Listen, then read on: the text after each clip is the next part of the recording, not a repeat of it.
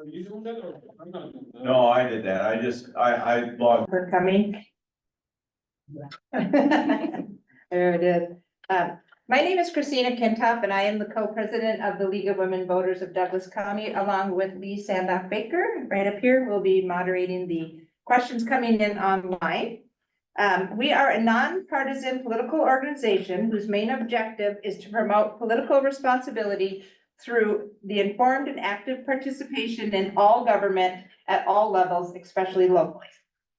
The League is proud to be a nonpartisan, neither supporting or opposing candidates or political parties at any level of government, but always working on vital issues of concern to members of the public. This candidate forum is but one example of an important work the League promotes, and I want to thank the candidates who are here tonight. Running and holding public office is a huge commitment and very important to our democracy, so thank you both for being here. I also want to thank all this evening's volunteers that helped put this together and making this forum possible. Go ahead.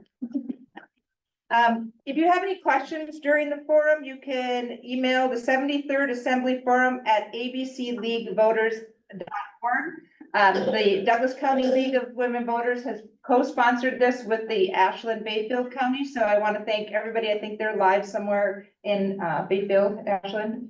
So welcome to all of them, and thank you for helping. Tonight's moderator will be Allison Luderman. She is from the League of Women Voters of Bayfield, Ashland-Bayfield County. And just a shameless plug, if anybody is interested, and you aren't sure if you're even registered to vote, we have this great little QR code. You can make sure you're registered to vote.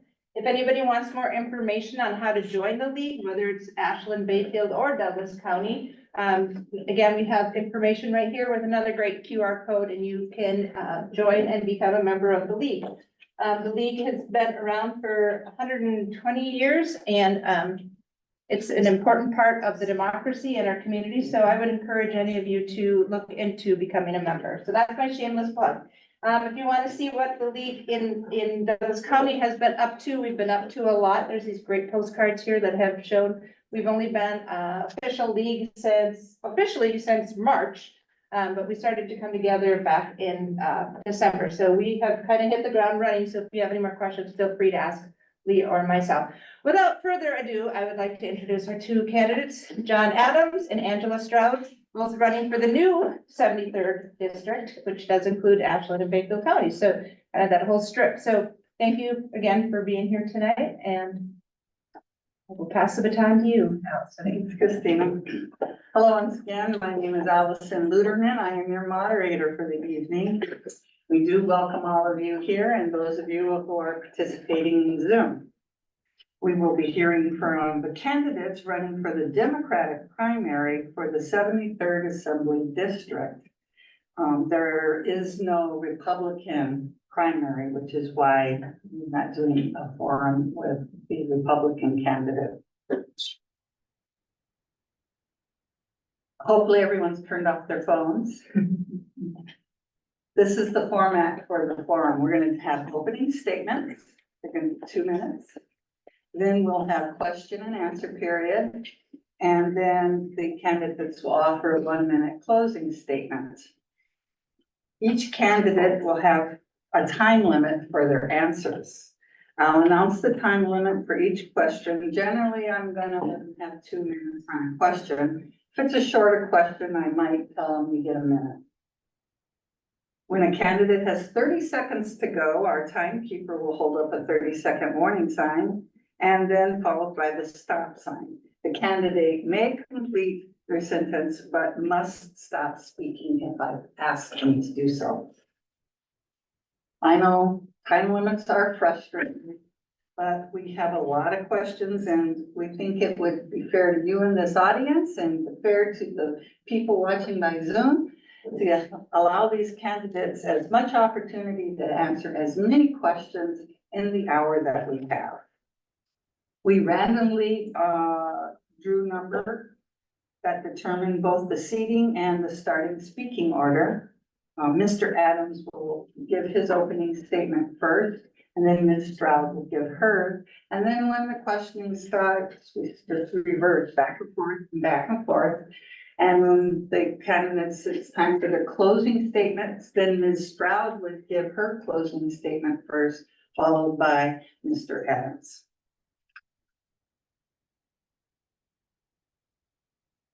All right, I think we're ready to go. Everybody's phones off?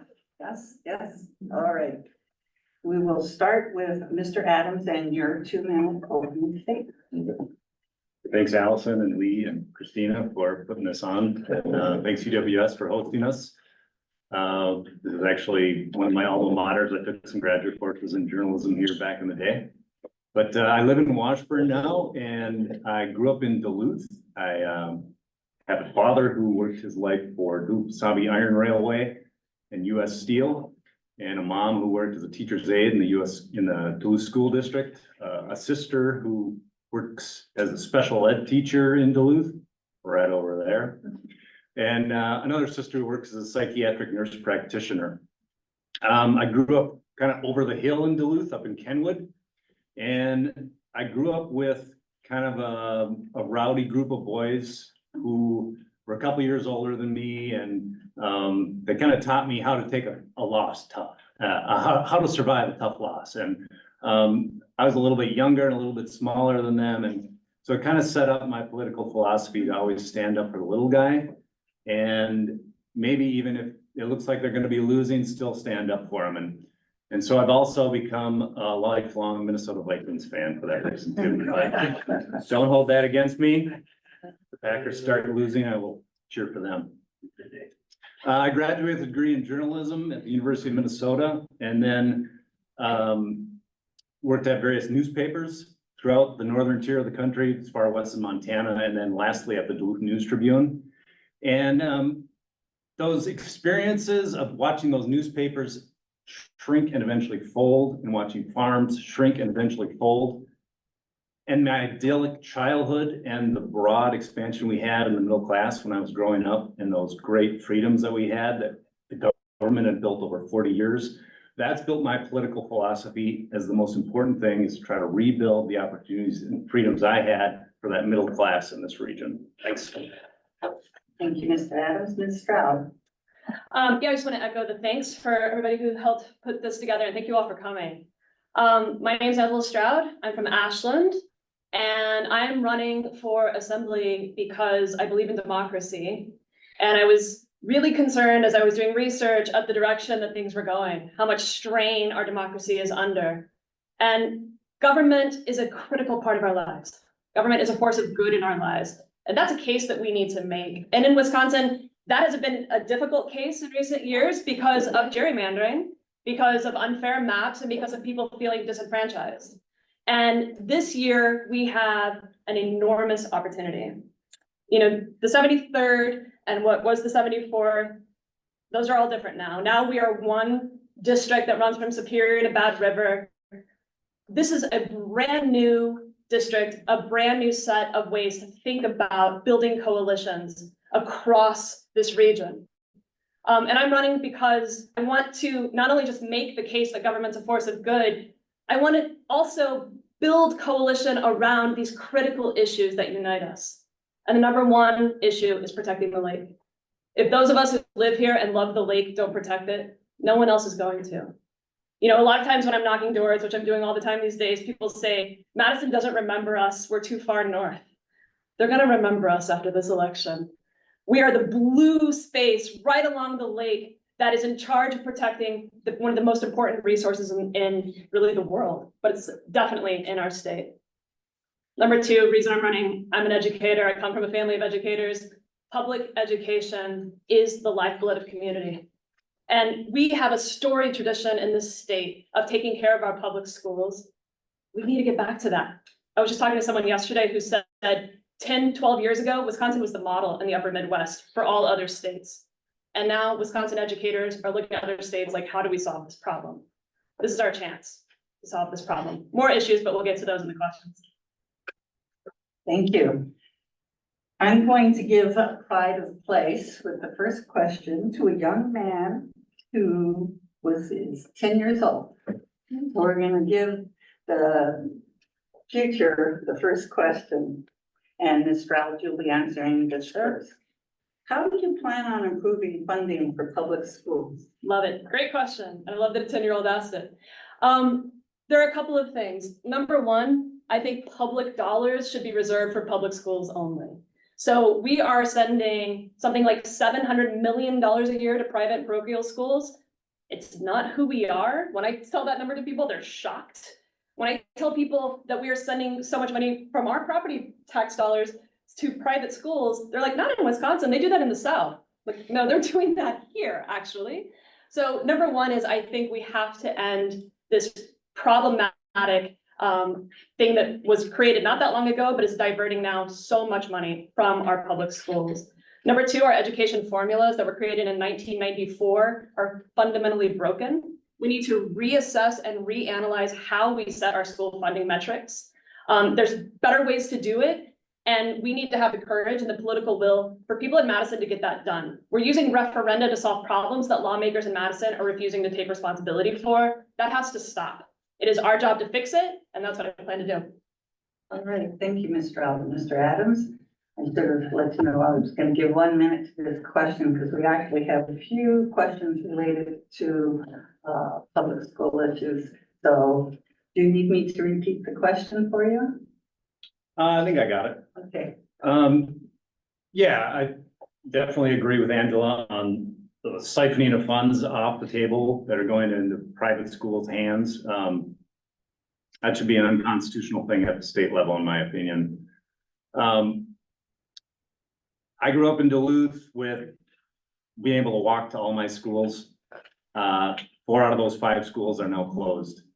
The education funding gap is growing every year, and the funding formula in Wisconsin is based on a community's development tax. So when a community that isn't growing, they're simply not getting enough education funding in that community. So it's a double whammy to those kids because their communities aren't growing and their school funding is coming short as well. So that's one of those contributors that is setting up our society for a 2-tiered society, and something that I absolutely want to rebel against as a legislator.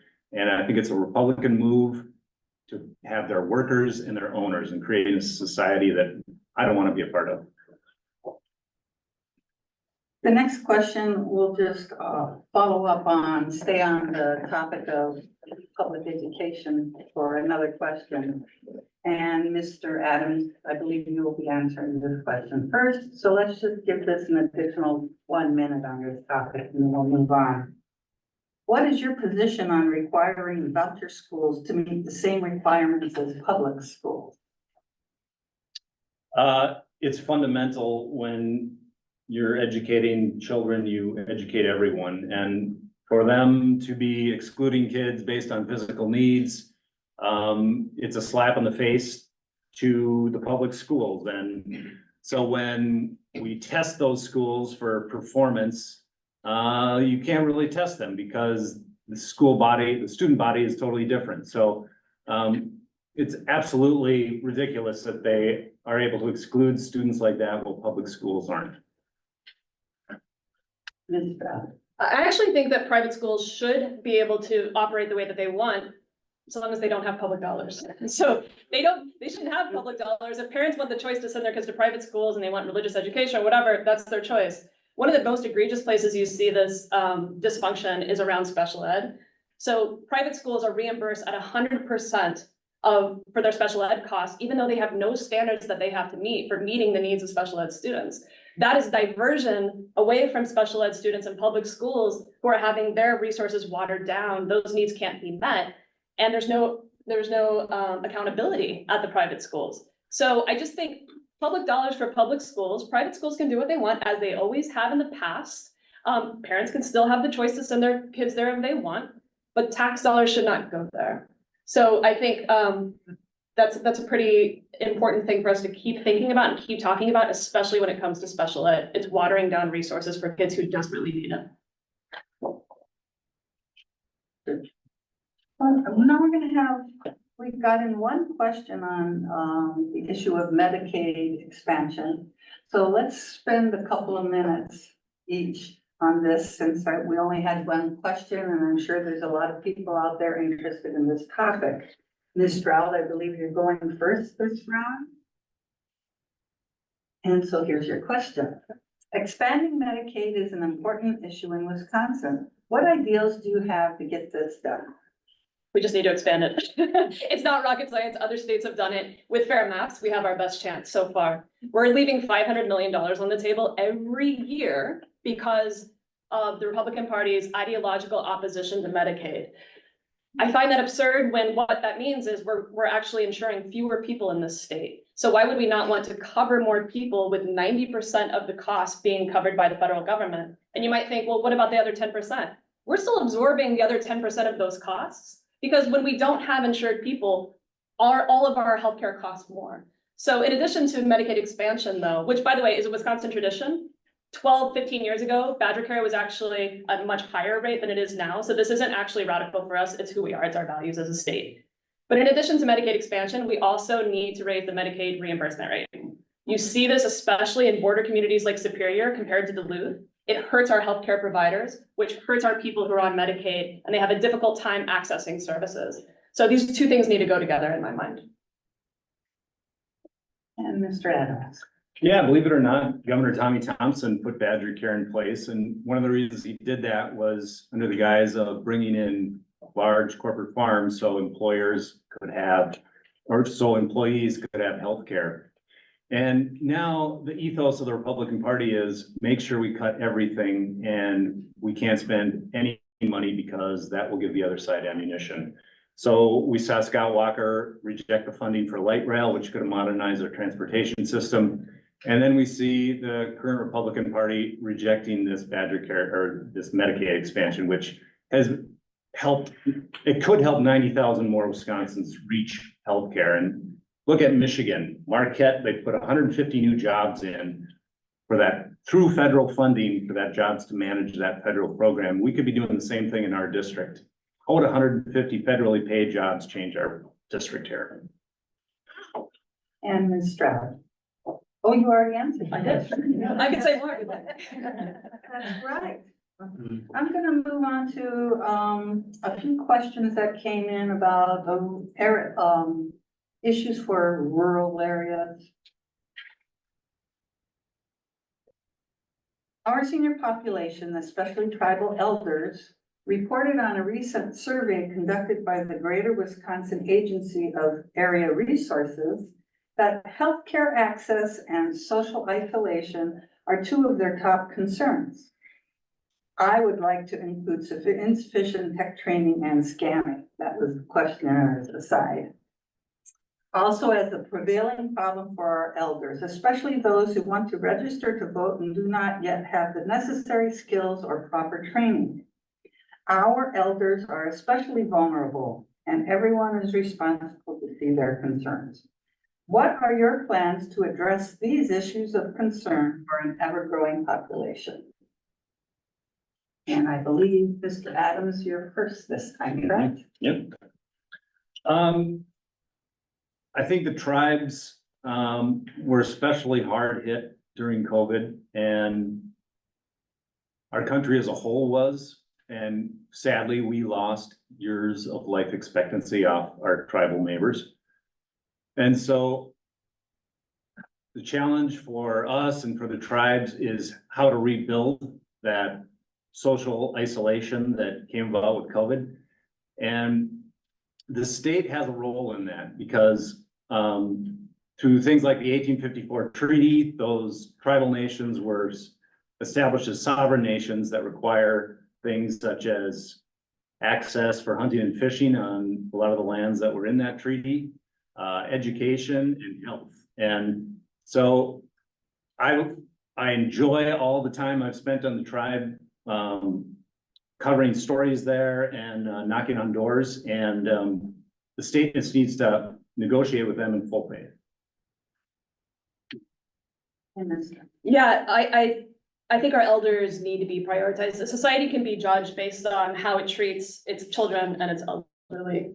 And we are losing ground on this, as we are in so many other things. But the solutions here, many of the things we'll talk about tonight, the problems are complicated, the solutions are difficult. There are small, inexpensive interventions we could make on this question. The Ashland County Aging Unit, as an example, is a resource that's incredible for elderly people in our community. They used to have this program called Faith in Action, where volunteers could go into people's homes, help with simple caretaking tasks. It was such a robust and incredible organization, but the tiny amount of funding that this organization gets has been cut year after year. It is a money-saving example. If we keep elderly people in their home, it's not just about saving money for them, it's quality of life. They're connected. And it's also good for young people who are having relationships with these elders. And so it's something I've been involved a lot in my work prior. It's something that's like a tiny investment, makes an enormous difference, improves community and quality of life. And it's the kind of thing I hear older people talking about wanting when I meet them at doors. Let's spend a minute again on the theme of rural and resources. And I think we'll give this next question 1 minute of time. In the rural areas of the 73rd district, fire and EMS services are mostly provided by volunteers or paid on-call staff. Many of these departments lack resources and are short-staffed. If elected, how will you advocate for these services, and do you plan to engage with these services on a regular basis? And this round, Ms. Stroud, you're first. Yep, great. Just yesterday, I was knocking doors in Washburn and I talked to the director of EMS services, just happened to meet him at his door, and he was talking about this very issue. But I've heard it multiple times, a person in Superior who's on a community board on this topic. A person in Port Wing who told me that a firefighting outfit, it's probably not called an outfit, uniform, is $4,000. So the expenses for these really critical life-saving organizations are there, but we have to acknowledge when they are on-call paid shifts, this is as cheap as it possibly gets. We owe it, and we want it. I mean, everyone here wants these resources, right? The state owes it to us in rural communities to figure out a funding mechanism. Again, this isn't an enormous amount of money, but it has to be a priority. And this is going to be a challenge, I think, for Democrats. If we win the majority, and there is a chance that someone who lives in a rural space and is a Democrat has to be loud and vocal and teach Democrats how to speak to rural people. Because this is exactly the kind of issue that we need, that they may not understand when their attention is focused on Madison and Milwaukee. And Mr. Adams. Yeah, I was just speaking with an EMT person from Sanborn, and they recently were able to rebuild their station, and that gave them the ability to spend the night at the station. So in the middle of the night, when they get those calls, they're not waking up their whole family, they're already there. And frankly, these people are our community heroes. When they're going out on calls at 2 in.the morning, sooner or later, one of us is gonna need that. And I just think the funding has been inadequate. When Beth Myers was in the office, she proposed a bill that would give reduced college or pay back some college loans for young people who volunteered with EMS. And I revived that bill. It never got a hearing because of makeup of the legislature, but it's solutions like that that improve our rural economies, just because simply when a retirement community wants to live in a rural area, that's one of the things they look at is what are the EMS services? All right, I'm gonna stick with the city versus rural area, limited resources theme for one more question. Let's give it a minute. And the question is, should cities be eligible for broadband funding, or should funds first prioritize the rural areas? And Mr. Adams, you get to go first on this city versus country debate. Yeah, the PSC is grappling with this issue, I think, probably in maybe the whole country, but it's so much easier to wire people together when they're close together. But I think access to broadband is quickly becoming a human right. It's hard to get a job. It's hard to apply for work.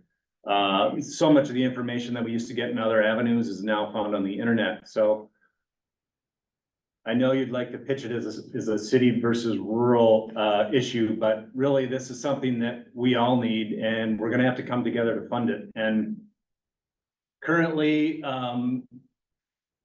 in the region I live, the grants are coming in, but like I said, they're grant funded and they're not totally state funded. So some of the rural areas have that broadband access and some don't. And that's not fair. I have to agree on the, I'm not gonna engage on the city versus rural. I think this is an issue for all of us. And we see a lot of federal investments on this, question. But there is going to be a role for the state because this is, again, one of the things that the state is supposed to do. Look at places where we're not seeing access, being made available and try to find solutions. And so this has to be, I agree completely with John that, you know, on my dead end road in the country, we got high-speed internet literally 2 months before COVID hit. Of course, we didn't know what was happening, but if that hadn't happened, I don't know what we would have done in our household with 3 of us online all the time. And so I was really, one of the lucky ones, and I know a lot of people aren't, and we have to solve that problem. I'm gonna move on to, the topic of the environment. We've gotten a few questions on this, and for this question, I think we'll go with 2 minutes for each of you. How do you feel about proposed developments in our district, including the Nemadji Trail Energy Center and Line 5 pipeline reroute? Ms. Stroud, you're first. Great. I'll start with Intech first. And I want to acknowledge this is a difficult issue for lots of people. And whenever we're grappling with a complex situation, I mean, the way I do it is we think of costs and benefits. And starting with the benefits, we know that there will be some benefits for this project. We know that there will be some union jobs. And that's real, and especially in this economy, I understand the appeal of that. But if we think about the costs that are potentially there for Intech, this ranges for everything from air quality to property values for neighbors who live nearby, to the effect of the build and the Nemadji River.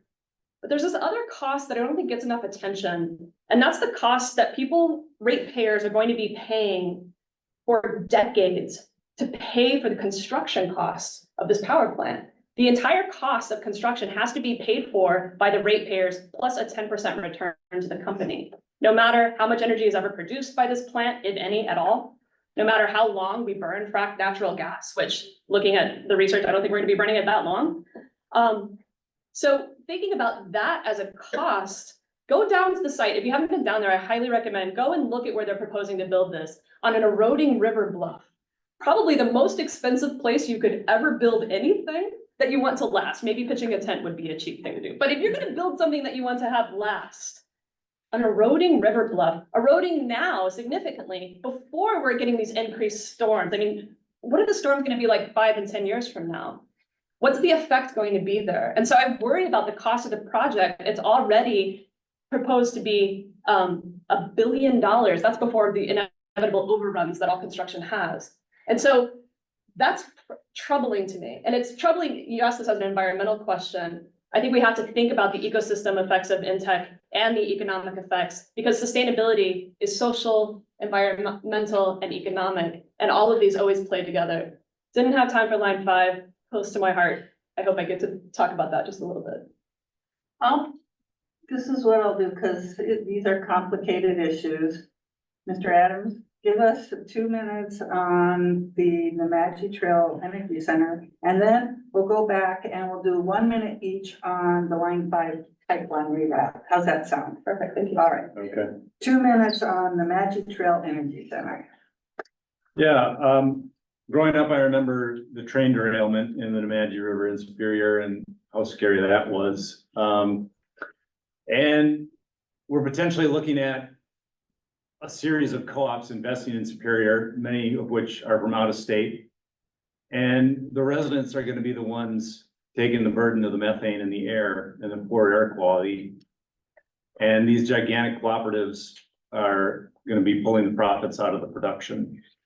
So the balance between that and renewables, it seems like NTech is a technology of the past. Putting power plants in cities is risking air quality, and that is a human right and a freedom that no one should have to compromise. There's all kinds of power generation issues going on in the country that have to do with the amount of electricity that's being required for all our technology. And we're gonna have to make the smart decisions how that energy is produced and where it's produced. And these cooperatives,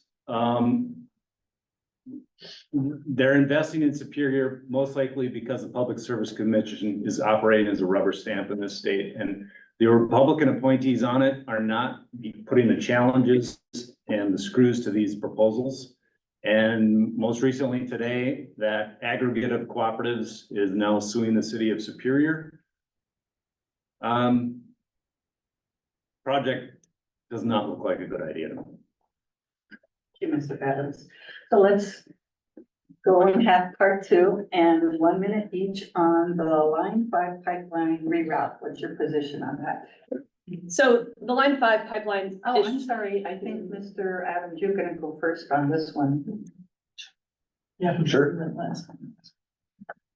I grew up traveling up the North Shore to our cabin, fishing the streams on the North Shore and the South Shore. The lake is the reason I moved back here, and it's probably a lot of the reasons why we live here.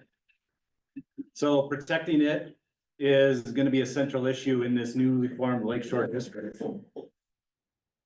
I think a lot of the people in the district share my sentiment of that's why we live here. So the potential of Line 5 polluting the lake is repugnant, and frankly, I don't know if we're gonna be able to trust the Corps of Engineer report that's gonna be coming out soon.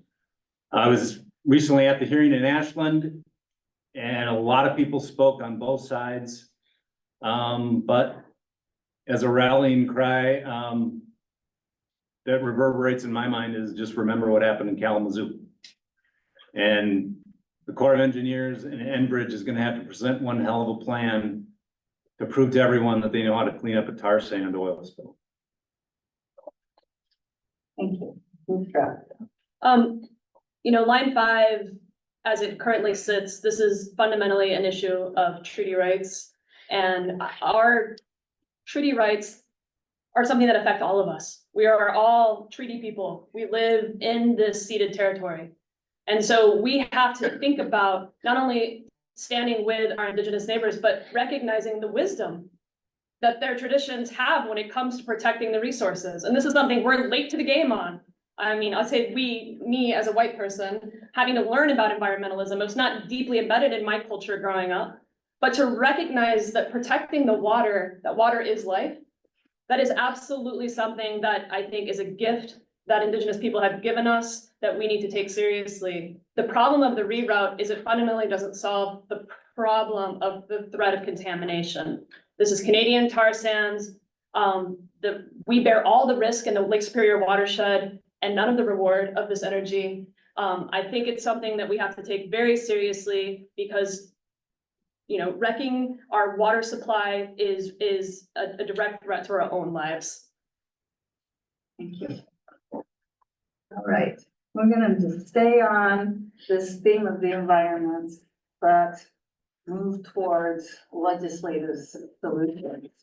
And so the question, I'll give it a minute.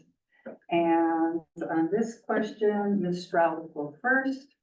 What legislative changes do you support to ensure the protection of groundwater in Wisconsin? I think we have to So start. I think this questioner wants to get specific as to, you're down in the legislature, what can you do? Yeah, great question. Two things come to mind immediately. Number one is PFAS regulation. These forever chemicals are just what they sound like. And we have to look at every way in which they are getting into our water supply, whether it's spraying manure in fields or fire foam contamination. We have to go to the source. It has to be highly regulated. Other states are doing that better than Wisconsin is by far. There are models to look at. The second thing I would look at is CAFOs. We are lucky in our district not to have any, but when we're talking about working as a legislature, Bayfield County is the only county in the entire state that has ever successfully kept CAFO out. At the legislative level, I would want to work with others to talk about how that happened, how others can do that, because this is about protecting wells and protecting drinking water. So those are two that come immediately to mind for me. Thank you. And Mr. Adams. Yeah, I think currently at the legislature, the PFAS funding is held up in the legislature, but that is an issue that I think all our cities are gonna be dealing with and important for city residents and in rural areas. For example, in Chequamegon Bay right now, it's full of runoff and it's a mud bay. And same thing happens in Superior Entryway and St. Louis River mouth. And that has more to do with changes in agriculture production and planting on clay soils and the dominance of corn in our food supply. And that's the kind of experience I have as a farmer to know that a lot of those fields used to be hay and grass and we used to pasture our animals and farmers are in a pinch. So they're planting it to corn and possibly irresponsibly, but as a legislature, you have to look at where people are at financially and the pressures they're under and have empathy and still try to come up with solutions for things like that. Thank you. We got one question that's a topic in the news a lot. So I think it's important to cover this question, especially since the issue, which is housing, dramatically affects especially the younger generations. So I'll give this question 2 minutes, and Mr. Adams, we'll start with you. How can Wisconsin better invest in affordable housing? I think housing is an issue that probably every one of us potentially dealing with, or our families are. I have a sister who was trying to move back to Duluth recently and she had a lot of money to spend and couldn't afford a house. And so when I think about housing or the economy, I think about what's happening in my own life and find that that story can be replicated in a lot of people I talk to. So there's a bill in the Minnesota legislature that is to ban investment groups from purchasing houses. Currently, 1 out of every 4 homes in the country is purchased by one of these investment companies. So that is hijacking the price of homes. And something like that could be done at the state level in Wisconsin as well. So the home prices are artificially jacked up. And that is something that's affecting everyone on the whole economic spectrum, from people who can easily afford homes to homeless people on the street. And the state can step in with some simple solutions like that, but also things like funding that grants to communities with the caveat that there must be a mechanism also at the local level for allowing zoning that allows more housing density. So, for example, in St. Paul, they recently passed an accessory dwelling unit ordinance that allows basically people to put a second home on their lot. So increasing that density is another way to reduce that housing price. So Wisconsin could be doing the same thing. Thank you, Mr. Adams. Mr. Adams. Yeah, this is absolutely a need, as we all know. I mean, the forces that have fundamentally altered our housing markets are draining the potential for workforce development. It's hurting schools, and things like people's capacities to do volunteer work on the side because they're instead working 2 jobs. So the market is not going to solve this problem alone. This, like healthcare, like education, without the government playing a role, you are going to continue to see the growth of inequality, because if people couldn't buy in already, they've lost their opportunity to do that. So the good news is we have historical examples of times the government has stepped up and provided opportunity when the market couldn't. We've seen in the past at the federal level, things like down payment assistance. That's something that could also happen at the state level. Absolutely, the zoning question has to be reassessed. We have to think about housing as a right. And so when we do that, we think differently about addressing this as a social problem. So mixed income building is an obvious example, but we've also seen a lot of enthusiasm here and in Bayfield County about community land trust as an option. it's a creative way of thinking about housing where you're not necessarily, where you're able to build equity, but you don't buy the home in the old traditional sense or the land that the home is sitting on. All this is to say that there are creative solutions possible if we prioritize it. But the old model of go get a 30-year home loan and somehow come up with the down payment on your own in a market that has become outrageous, that's just not sustainable, if it ever was for many people. But this is something that the legislature is going to have to address. Again, the market won't solve it on its own. And I remember, 10 years ago, we used to think, oh, these are places, our district, with a really low housing costs. Anybody could buy a house. Even then, it wasn't true. It's definitely not true now. We've got to look for solutions, and quickly. This is one of those that just can't wait. We're losing intergenerational opportunity now. Thank you, Ms. Stroud. Well, we've been at it for a little bit, so get rid of the low hanging fruit and get to a tough question for the both of you. The way it was written, I think I know what the questioner was getting at, so I just rephrased it a bit. And I believe Ms. Stroud, this is yours first. What legislation do you support related to abortion? Great question, important question. I think women should have a legal right to an abortion codified in law. Right now, we have a legal gray area. A judge's ruling says that abortion is legal, but it's not legislative. And so there is still that threat and risk of a felony charge hanging over providers and women. Even during our times of Roe v. Wade, there were still always conversations about gestational limits. I think that's become sort of an acceptable way of thinking about it. And that's something we should talk about at the state level. No matter what gestational limits exist, there always has to be an exception for the health of the mother. Because 1% of abortions happen because something catastrophic has happened to a pregnancy.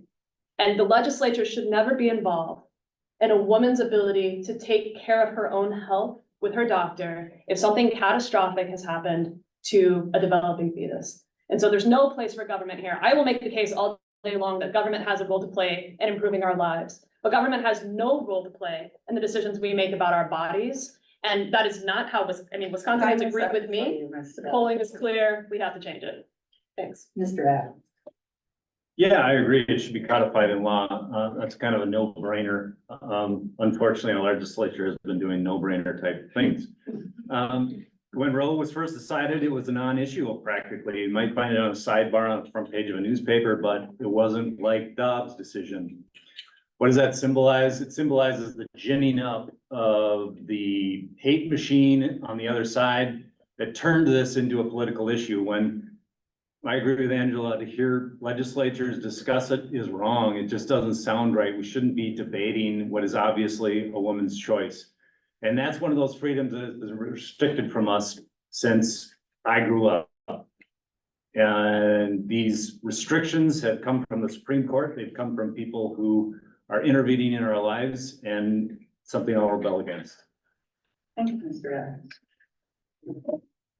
We have a question related to social media. I think we're gonna ask you to dial in on, as a member of the state assembly, what legislative solutions you think, but I'll read the question. And Mr. Adams, you're gonna go first on this one.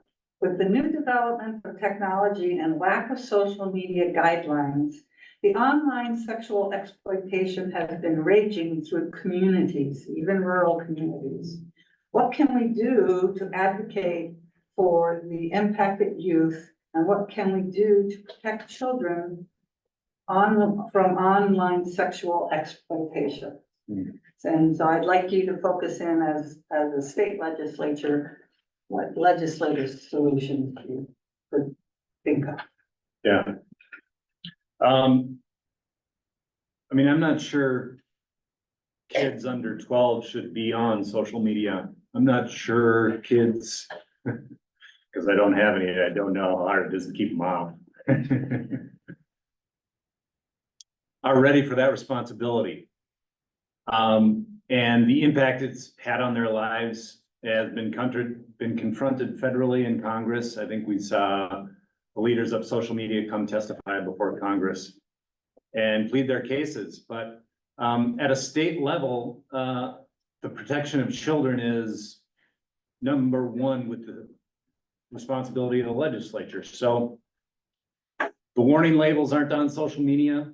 The legislature hasn't kept up in the change in times, and the protection of children should be an absolute priority. And Stroud. Yeah, social media is a tough one. Having kids, you know, and the research is clear on this too. The right amount of social media isn't zero, it turns out, because then they're left out of their peer cultures, but it's definitely not the unfettered, you know, the total access dynamic that so many kids have. The Surgeon General, Vivek Murthy, was just came out with this warning labels idea, and one of the things that has gotten traction recently is schools as tech-free zones. That's something that I've talked to parents about, and they're like, please get all the screens out of schools. I fight with my kids enough to have them off screens outside of school. The fact that they're spending all day on screens is a problem. It's a hard one to legislate, but I think on the level of regulation of these and responsibility that these companies have for the dynamics that are happening in the culture, we have to be willing to think about this topic because it is sexual exploitation of children in particular is dangerous, obviously, scary, and it's amazing how easy it is for kids to fall into that. So this has to be sort of a top priority that we think about as our responsibility. Thank you, Ms. Stroud. We had one question in the area of issues affecting veterans. So let's give this 1 minute each for you, and Ms. Stroud, you will start this round. A significant number of veterans, including many living in Red Cliff and Odenah, live in this assembly district. What specifically will you do to support veterans if you are elected to the assembly? Yeah, it's true. Indigenous communities have higher rates of service than any other community, and rural spaces do too. There are some interesting ideas. I was just talking to someone who's an advocate for veteran issues, and he talked about legislation that has been proposed historically to offer property tax breaks for vets who are 50% disabled or more. I think that's something we should seriously take a look at. That commitment to your country, the cost that you've borne. And by the way, property tax incentivizing is something we can think about in all kinds of different ways, potentially. But this is, you know, rural healthcare, mental health treatment, addiction treatment, all of these things that get wrapped up that we think about as social problems generally apply to this population disproportionately. So when we fail to address mental health in rural spaces, recognizing that we have a larger population of vets means we are disproportionately failing to live up to our obligations to them. So it's a great question, something that we all need to be thinking more about. Yes. And Mr. Adams. Yeah, when I visited the VFW in Red Cliff, all along the walls were pictures going back 70 years probably of veterans who fought in wars.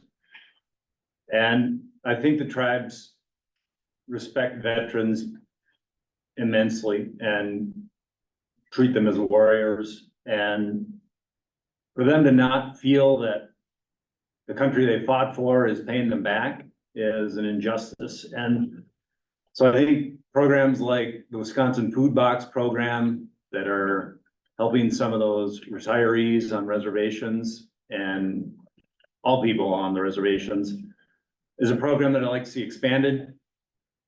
It helps farmers in Wisconsin and it helps residents on the reservations.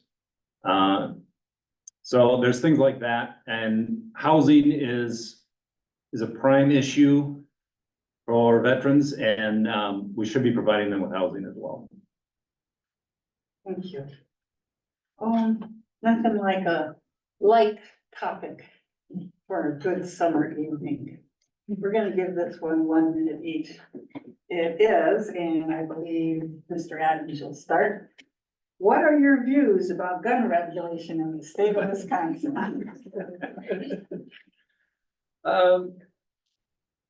Well, there's two things that I think could be easily done and have been adopted by other states, and that's expanding background checks to include sales throughout the gun market and red flag laws. And I think when people hear either of those, they kind of had knee-jerk reactions, and I think the responsibility of a legislator is to finally craft those red flag laws that keep oversight on a judge that's gonna have to make that difficult decision to take away a person's gun.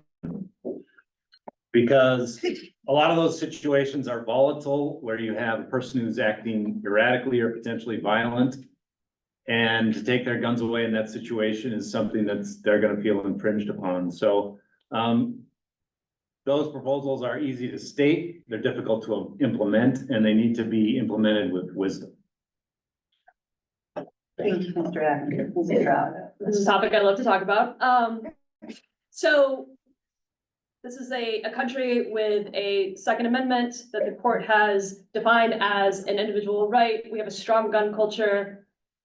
We also absolutely can regulate guns. There is nothing in statute that says that regulation is a violation of our Second Amendment or even recent Supreme Court decisions. What does that look like? Well, of course, expanded background checks, absolutely. Red flag laws are actually tricky because police will tell you those situations scare them.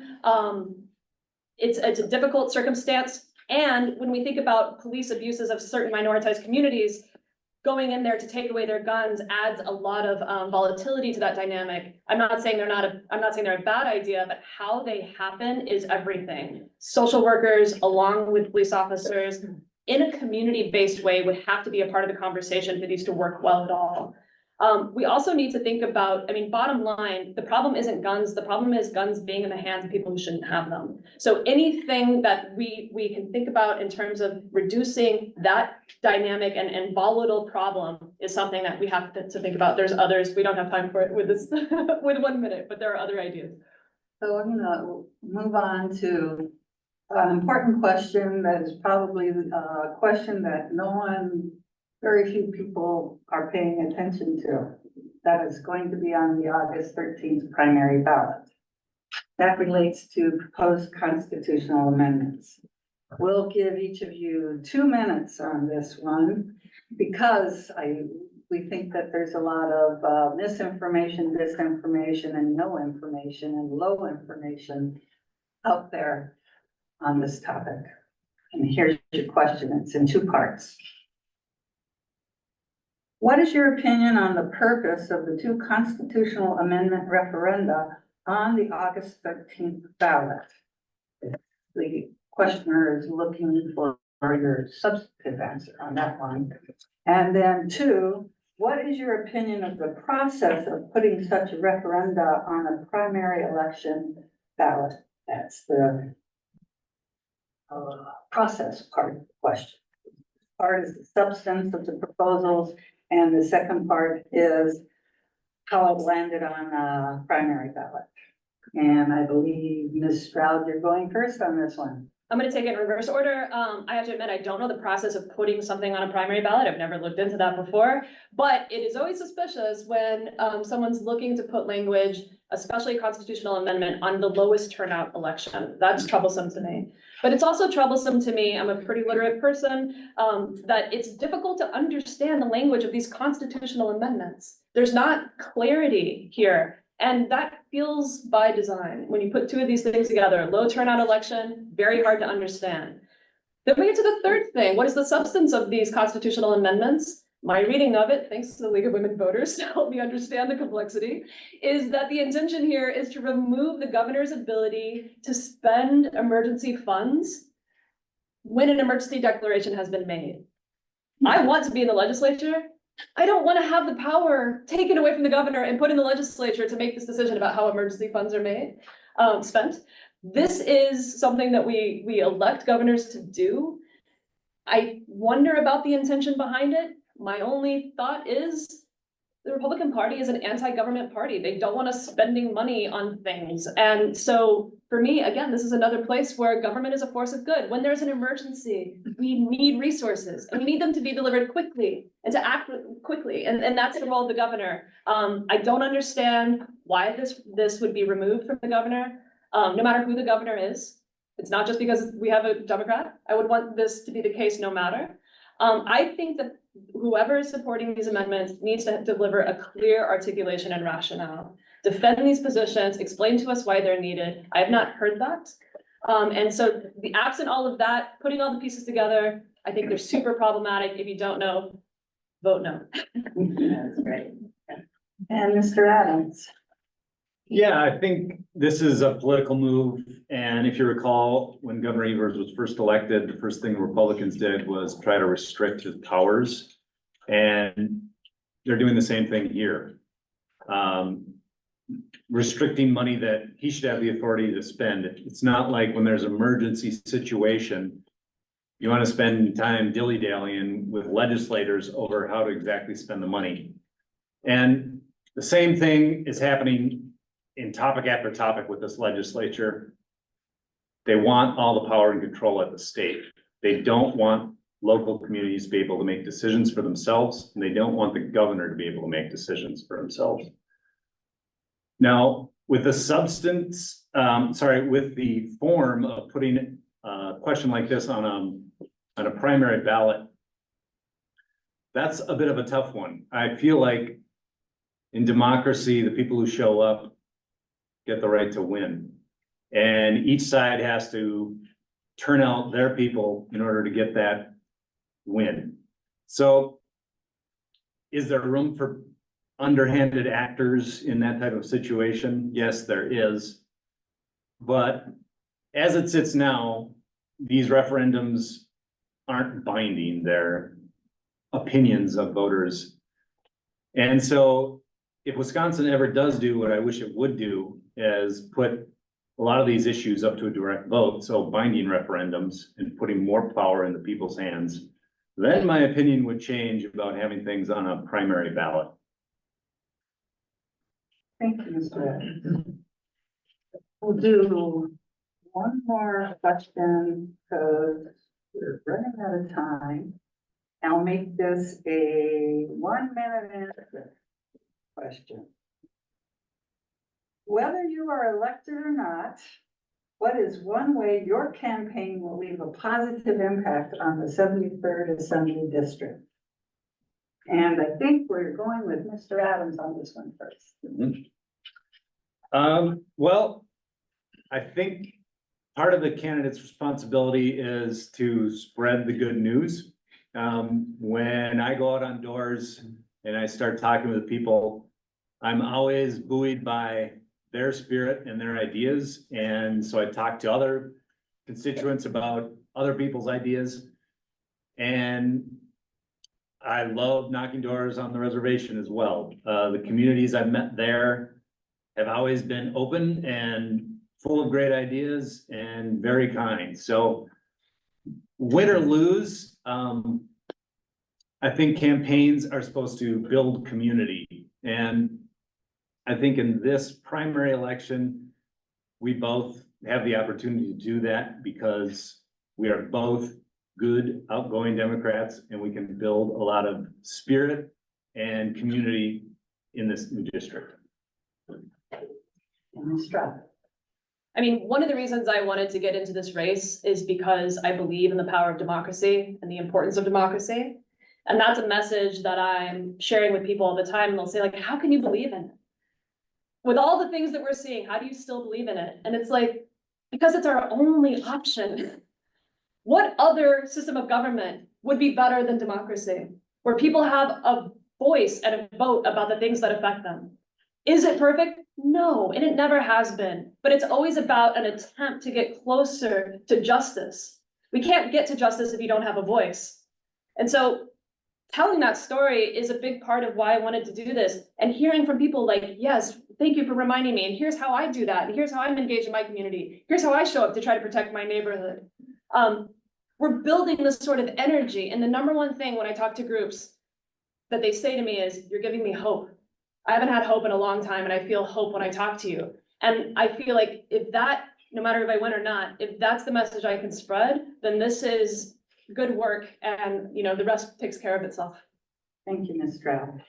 That concludes the question and answer portion of our evening. We do apologize if your question wasn't asked, because you can see we had many questions come in, and we so appreciate everybody who's here and gave us your questions, who sent their questions in advance, who are watching now over Zoom and sent your questions in via email.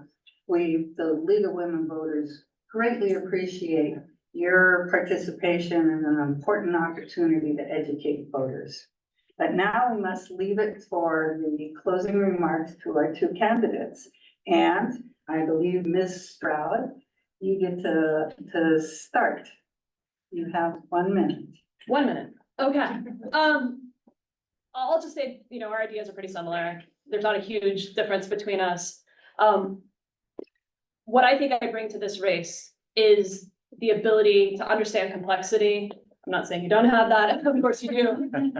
But my background is on solving problems that are complex, seeing how issues connect, and working with other people, even if they don't agree with me. Getting results for this district is the most important thing. We have to get results, and the hardest working, most dedicated person in this race is going to do that. We'll see who that is. I mean, it's for you to decide your view on that. But I know I have what it takes. I know what it takes, not only just to win this race, which is, you know, just one part of this, but to bring the resources to this district, to make people in Madison realize that Northern Wisconsin is not Eau Claire, that actually it's us. We are the northernmost district. We are that blue shining beacon right next to the lake, and helping them to understand that is about utilizing your skills. And I think I have those skills. So I look forward to talking to you and sharing that message more. Thank you. And Mr. Adams. Yeah, just to follow up on what I introduced myself as, I didn't quite get out to all of it, but I'm a small farmer. I'm a vegetable grower. We actually deliver food to this area, including United Presbyterian Church. We actually had a drop site on the UWS campus right next door. So, and that, I bring that up because that's part of my philosophy. It's challenging the corporate structure of food. It's reviving our rural communities, and it's protecting our natural resources. So this is my homeland. I'm always going to protect the lake. And I've had a lifetime of experiences of working in small newspapers and small farms. And I've seen what's happened to the middle class over my lifetime. And so I have the history and the knowledge and the experience that has shown me the struggle that everyday working people are under. I'm under it too. I work 2 jobs and I'm campaigning.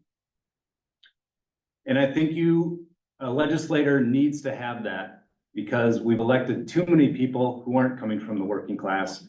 And the system is set up now so that it's a revolving door, and the politicians are getting wealthier and the rest of us are being left behind.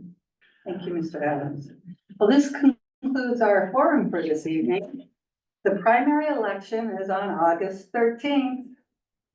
The League of Women Voters urges you to vote, because your vote is your power. Thanks again to our candidates and to the audience for your participation. And we especially want to thank our lead crew who helped organize and run this forum. So good night, and thank you very much.